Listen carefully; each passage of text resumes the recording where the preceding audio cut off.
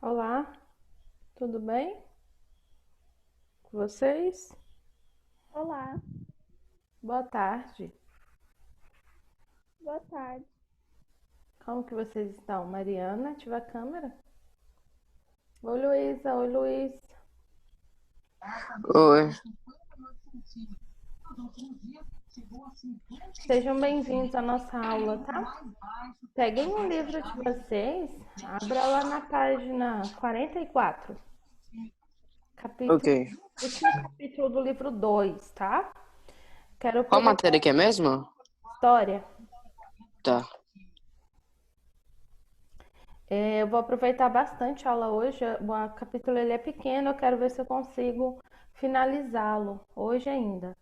Se eu não conseguir finalizar, pelo menos eu vou deixar pouquinha coisa para concluir, tá? Enquanto vocês se conectam e se organizam aí, eu vou só fazer a chamada rapidamente.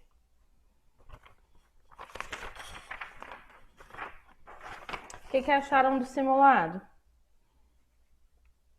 Tranquilo?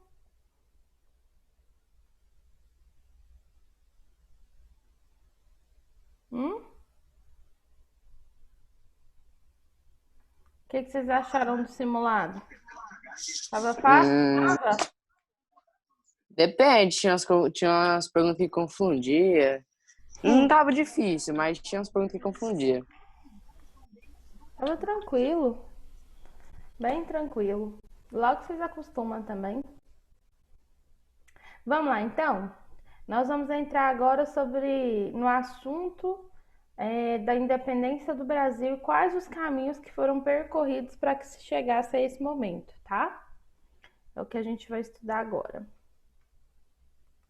Vou compartilhar com vocês a minha tela.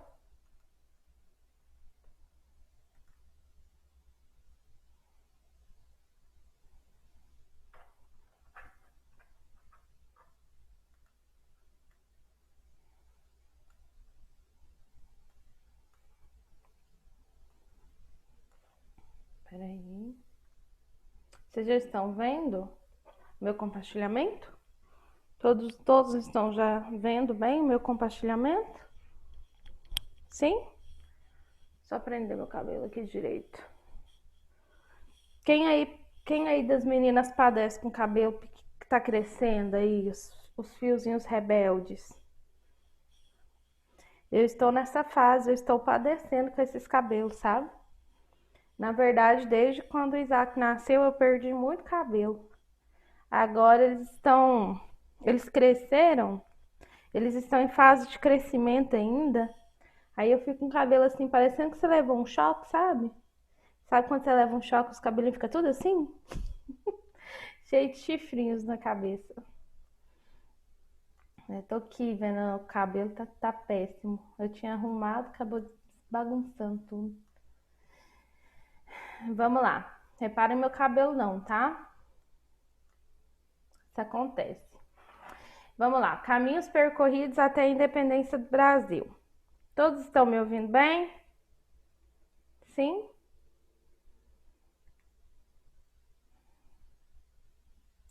Alice é o livro 2, capítulo 2, tá?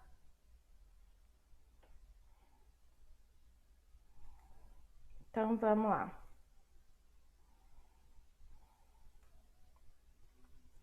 Então a gente vai ver toda a trajetória que antecedeu a independência do Brasil e quais os seus principais eventos, tá? O que de mais importante aconteceu. Então, vocês sabem que o avanço de Napoleão Bonaparte na Europa, tomando alguns países, influenciou muito no destino das colônias espanholas, né? E Portugal também não deixou de ser influenciado, já que ele tinha uma estreita relação econômica com a Inglaterra, sendo a Inglaterra a principal inimiga de Napoleão. Então, o mercado português ele é totalmente dependente dos ingleses e das trocas comerciais que tinham entre si, tá? Então, mesmo depois do decreto do bloqueio continental imposto por Napoleão, Portugal foi um dos países que continuou comercializando com a Inglaterra, tá? Essa situação, claro, deixou Napoleão Bonaparte muito furioso e a única solução que ele teve, né, a solução encontrada aí por Portugal foi transferir a coroa portuguesa, a monarquia portuguesa para o Brasil. Esse processo aí foi o que resultou na independência do Brasil no ano de 1822. Então, o que aconteceu? Todos aqueles que eram contrários à ordem de Napoleão Bonaparte, sendo ele o principal imperador que dominava toda a Europa em si, ele guerreava contra. Aí, para Portugal não sofreu o risco de ser da coroa ser morta, a monarquia ser morta, eles então vieram para o Brasil, tá? Então, a transferência da corte portuguesa para o Brasil trouxe algumas mudanças. Algumas coisas foram necessárias para que a coroa residisse aqui totalmente, porque até então a monarquia portuguesa ia e vinha de Portugal para cá o tempo inteiro.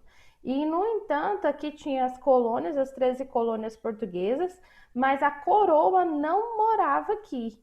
Agora, a partir do ano de 1822, a coroa portuguesa ela mora completamente no Brasil, tá? Então, as tropas napoleônicas, em novembro de 1807, invadiram a Península Ibérica e caminharam em direção à fronteira portuguesa. Portugal era governado por Dom João, né, que se tornou príncipe regente a partir do ano de 1792. E aí, ó, devido aos transtornos mentais enfrentados por Dona Maria, que era chamada de a Louca, o príncipe regente português ele julgava-se incapaz de lutar contra as tropas napoleônicas. Gente, Dona Maria era a rainha de Portugal na época, tá?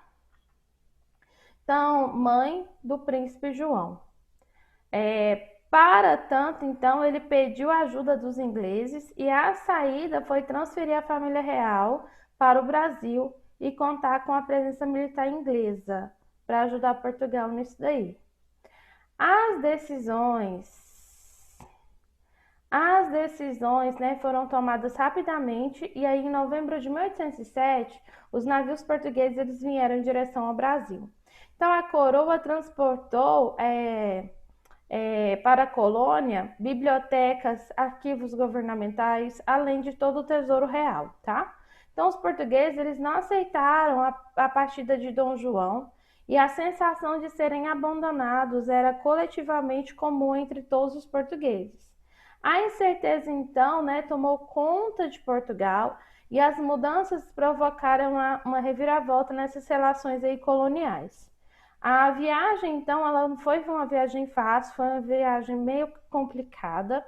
A comitiva enfrentou tempestades, isso aí resultou na separação dos navios. Teve aí o racionamento de água e de comida, né? E também um ataque de piolhos, que transformou a viagem em uma aventura perigosa e bem improvável. Então, a Carlota Joaquina, alguém quer falar alguma coisa? Eu ouvi um áudio aí, bem de longe. Professor, eu tinha saído por causa que minha internet caiu, aí só dava sozinho. Ah, então tá bom, então. Então é o barulho da TV que eu ouvi, né? Então vamos lá.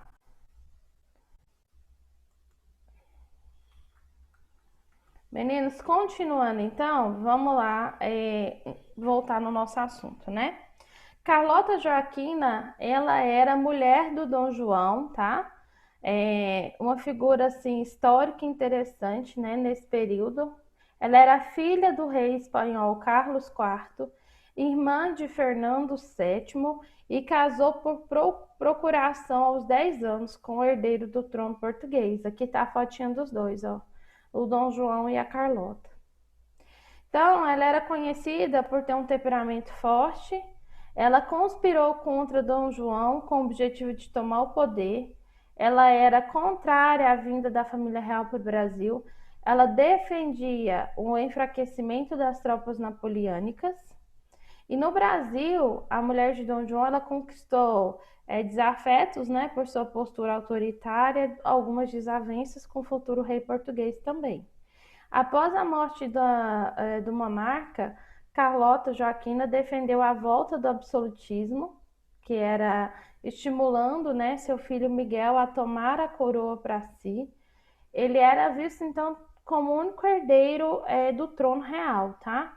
E aí Dom Pedro, após a abdicação do trono brasileiro, pôs fim à conspiração e aí ele passou a ser coroado como é, o rei, né, o representante monarca do Brasil, como Dom Pedro IV. E aí a gente vai entrar nas restrições coloniais e a organização da sede do Império Português. A primeira medida adotada para que a coroa portuguesa chegasse no Brasil, né, ainda em Salvador, foi a abertura dos portos às nações amigas. Esse decreto aí, ele pôs fim ao exclusivo metropolitano. O que era o exclusivo metropolitano? Era todas as leis e regras que beneficiavam apenas o comércio entre as colônias e as metrópoles, tá? Então, a partir de então, né, o Brasil ele continuou como colônia portuguesa, mas ele foi liberado para comercializar com outros países e também manter uma boa relação com a coroa portuguesa. Oi? Pode perguntar. Não entendi. Eu travou aqui pra mim. Tá o quê? Eu não consigo te entender direito, Mirella. Travando? Eu não tô ouvindo, professora. Ah, tá. Alguém mais tá com o mesmo problema que a Mirella? Está me ouvindo ou não? Agora sim. Tá travando um pouco mesmo. Era só um pouquinho. Que tá travando.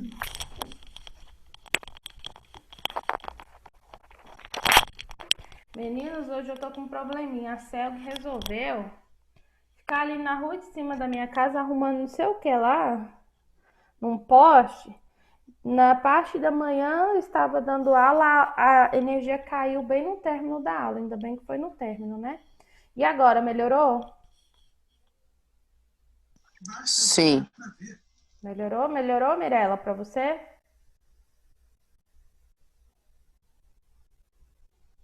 Melhorou um pouco. Então tá bom. Então, olha só, eu estava dizendo para vocês, né, que a chegada da coroa portuguesa no Brasil trouxe algumas mudanças, né?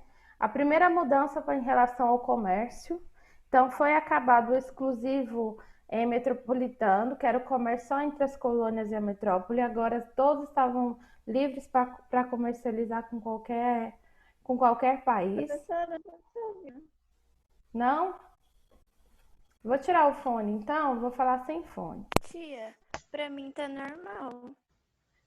Tá? Tá. Talvez a conexão de internet, né, não, Mirella? Luísa, tá ouvindo normal? Alice, Professora, eu tô usando dados. tá ouvindo normal? Alice, Não, Tia, tá tia, travando muito um pouco travado pra pra mim, mim. tia. Ana É a Laura. internet. Aqui Tá tá normal travando pra mim. muito. Eu acho que quem tá travando é a conexão de internet, porque uma metade tá normal, outra metade tá ruim. E meu vídeo aqui olhando não tá travando ainda não. Deve ser conexão de internet. Quem tiver travando muito, como a Mirella tá travando, tenta sair e voltar novamente, talvez melhore, tá? Viu, Mirella? Faz o teste. Qualquer coisa se ficar muito ruim, você tenta sair e volta, que aí fica melhor, tá bom? Não sei se ela ouviu. Então, olha só. Os ingleses, então, eles eram interessados em ampliar o mercado consumidor na América, foram os maiores beneficiados com o fim do exclusivo metropolitano, tá? Vocês estão me ouvindo melhor agora? Tia, agora você quase explodiu meu ouvido. Tô brincando. Tia, mas foi um pouquinho alto. Hã? Ficou Foi um alto? pouquinho alto dessa vez, mas tá explodindo o fone, mas tudo bem. E agora? Tia, tá bom. Tá normal ainda. Eu deixei vocês surdos aí? Deixa eu não gostava do meu fone mesmo, então. Coitada da Mariana. Maria, por isso que você se assustou, Mariana? Ela assustou, tô vendo aqui. Professora, tá muito Ela alto. levou um susto. Tá muito alto. Tá muito alto. Então, vocês não estavam me ouvindo direito, eu Nossa tirei o senhora. fone, ficou alto demais. Tenta diminuir o volume de voz. Deixa eu colocar o fone de volta, então. Nossa, eu quase explodiu meu ouvido agora.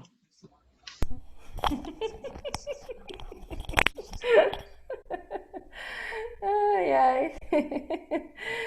Terminar a aula de história, todo mundo tem que procurar um otorrino? Vai ter que ser, viu? Nossa senhora. E agora? Tá melhor um pouco. Vou diminuir meu volume. Ficou melhor? Tá bem melhor. Tá bem melhor do que antes. Então vamos lá. Como eu estava dizendo, né? Quem que se beneficiou com esse fim, né, do comércio metropolitano? Os ingleses, porque até então os ingleses, devido ao Napoleão, ele era proibido de comprar ou comercializar com qualquer outro país ou colônia. Professora, Oi, pode falar, professora, pode falar. minha bateria tá acabando e eu não tô carregando ela daqui, porque eu não tô em casa. Aí que eu saio da aula é por isso. Tá bom. Depois você assiste então o restante da aula, tá? Então, ó, os benefícios que foram concedidos à Inglaterra não para por aí, né? Então, em 1810, Dom João ele decretou o Tratado de Navegação e Comércio. É claro que ele ia beneficiar principalmente os ingleses, porque ele estava recebendo o respaldo dos ingleses contra a invasão de Napoleão. Então, era definida as taxas pagas para a entrada dos produtos no Brasil. E por esse tratado, a taxa para a entrada dos produtos ingleses era de 15% dos produtos portugueses, né? E era de 15% e os portugueses iriam pagar 16% aos demais países. Os portugueses pagariam 16% e os demais países 24%. Então era assim, ó, prestem atenção.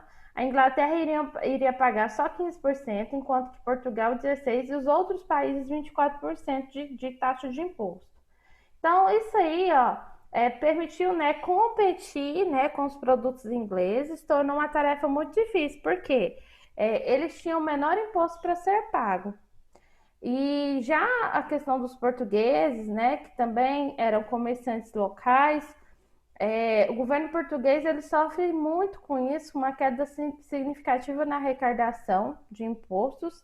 E aí ele deixou de arrecadar uma taxa de 48% de todas as mercadorias que entravam no Brasil, ou seja, caiu muito, né? E aí, gente, é claro, as revoltas elas começam a acontecer. Nesse mesmo período, a Inglaterra começa a lutar contra a escravidão. Então, ela começa então a pensar no momento de impor fim, né, na escravidão no mundo inteiro. E aqui tem algo bem interessante sobre isso, depois eu aconselho vocês que leiam, tá? Eu vou dar continuidade, depois eu falo para vocês quais são as tarefas de hoje. Então, ó, as medidas joaninas e as mudanças provocadas pela presença da corte portuguesa no Brasil. Então, para receber a coroa Não, eu não falei da tarefa ainda não. Eu falei que eu vou dar continuidade com o capítulo e no final eu falo quais tarefas serão de hoje. Tá bom? Então, olha só. Para o Brasil receber a coroa portuguesa, a cidade do Rio de Janeiro passou por várias transformações. Então, imóveis foram desapropriados, né, para receber os membros da corte. Milhares de casas foram marcadas com a sigla PR, que significava príncipe regente, mas ficou popularmente conhecida como Ponha-se na Rua. A remoção das pessoas era causada por sentimentos contraditórios, né? Para uns era uma honra conceder a casa aos portugueses, para outros só provocava prejuízo e desgaste. Então, a família real ela foi instalada em uma propriedade na Quinta de Boa Vista, no rico mercador de escravizados Elias Antônio Lopes, que viu uma iniciativa, né, a forma de conquistar prestígio com o príncipe regente português Dom João. Então ele reformou todo o local e a moradia ficou conhecida como Palácio São Cristóvão, tá? E aí, gente, sobre esse Palácio São Cristóvão, que é o museu, né? O museu do Rio de Janeiro. Então, olha aí, o Museu Nacional. O Museu Nacional, ele era muito importante porque ele tinha artefatos assim de grande relevância, né? Entre eles estavam lá o primeiro fóssil humano encontrado, que era o da Luzia, além de ter dentro dele coleções antigas, né, de múmias e artefatos egípcios. Tudo isso era que a coroa portuguesa tinha comprado e trazido para o Brasil no século XIX, tá? Então, tudo isso foi perdido com o incêndio que aconteceu no ano de 2018. Vocês lembram desse incêndio? Passou em todos os jornais. Vocês lembram disso? É bem recente até, né? Então, olha só. O museu era assim. Aí, com o incêndio, ficou assim. Então, ó. O Dom João, ele promoveu a distribuição dos títulos, né, de nobreza. Como que ele fez isso? Através de pagamento ou prestação de serviço para a coroa. Então, a elite colonial, ela aproveitou essa oportunidade para aumentar o prestígio social e político, né, com titulação do tipo marquês, visconde, duque, tá? Então, o monarca português, ele anulou a proibição da instalação da tipografia no Brasil, criando a impressão régia. O que quer dizer? Ele queria ter todo o controle no tipo de jornal que seria reproduzido e vendido para as pessoas. Então aí teve, né, uma possibilidade de desenvolver a desenvolvimento da imprensa militado devido a essa lei do príncipe. O governo português passou a exigir um exame prévio de tudo que era impresso, impedindo publicações que desagradavam o governo e a conduta moral deles. Então, aí teve o controle nas circulações das informações, né, para limitar aí a disseminações de ideias que pudesse ser um comprometimento com o governo português. Então, o primeiro jornal brasileiro, ele foi fundado no ano de 1808, que era o Gazeta do Rio de Janeiro. Inclusive, vocês podem marcar, isso daí é importante. Tem até, a Globo passa muito isso aqui, TV Gazeta, falando disso. Então, ele era um periódico semanal, né, que serviu de propaganda política, inclusive, né, para representar visões parciais sobre o desfecho de guerras napoleônicas. Então, os franceses, eles foram representados como derrotados, e a vinda do Dom João era celebrada como um plano certeiro. Então, para vocês terem uma ideia, tudo era manipulado e controlado, tá? Dom João, ele criou também o Banco do Brasil em 1808, né? Então, a primeira agência foi inaugurada no Rio de Janeiro. E aí, os governadores, né, da agência eram os governantes das capitanias, que foram os acionistas do banco, tá bom?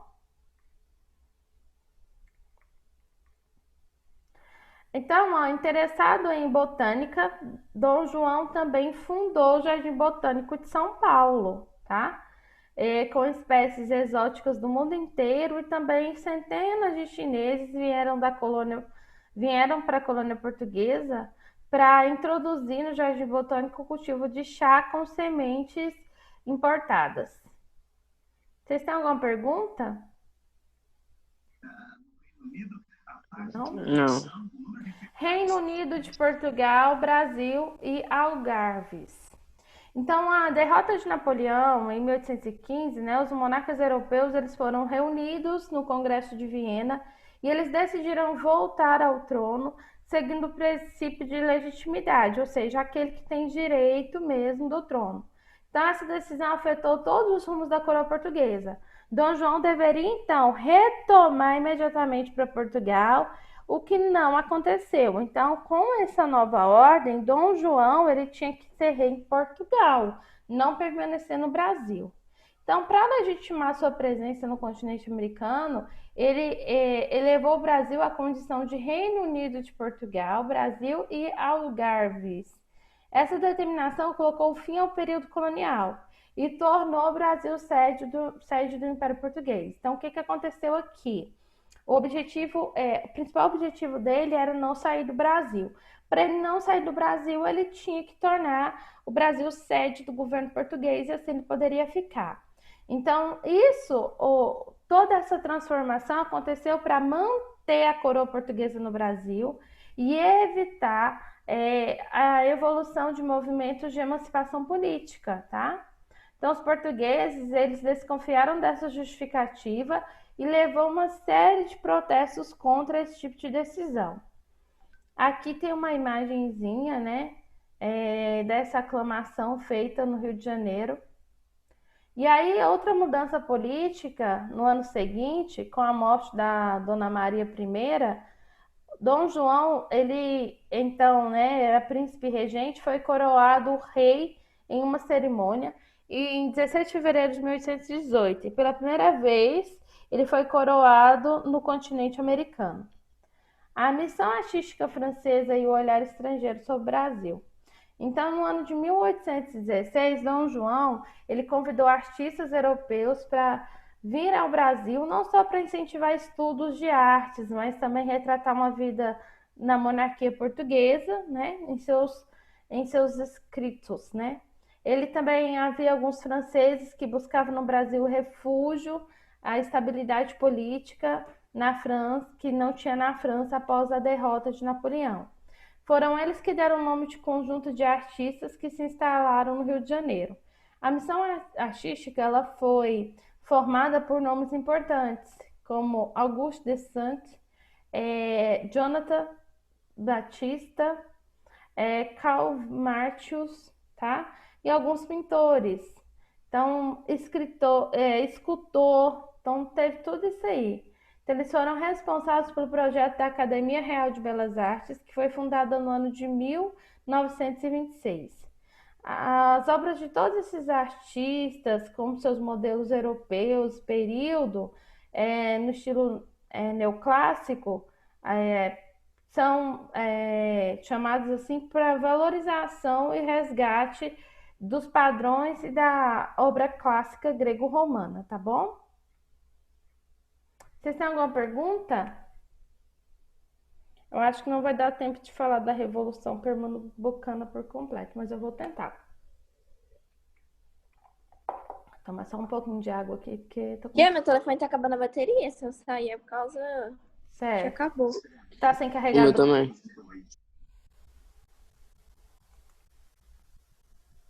Não, tia, e agora meu telefone tá esquentando. Ele esquenta e manda o recado, aí sai automaticamente. Aí manda o recado. Seu telefone esquentou, aí eu tenho que parar de usar e esperar ele esfriar. Ah, entendi. Não, já vou finalizar então, tá? Vai dar 2 horas, eu vou só 30 minutos. Então, vou deixar a Revolução Pernambucana para a nossa próxima aula. Tá bom? Vocês têm Ok. alguma pergunta? Não. Não? Então, por hoje é só, meninos. A gente se encontra amanhã com ciências, tá bom? Então tá, tenha uma boa tarde aí. Qualquer coisa é só chamar. Tchauzinho, tá bom? Tchau, tchau.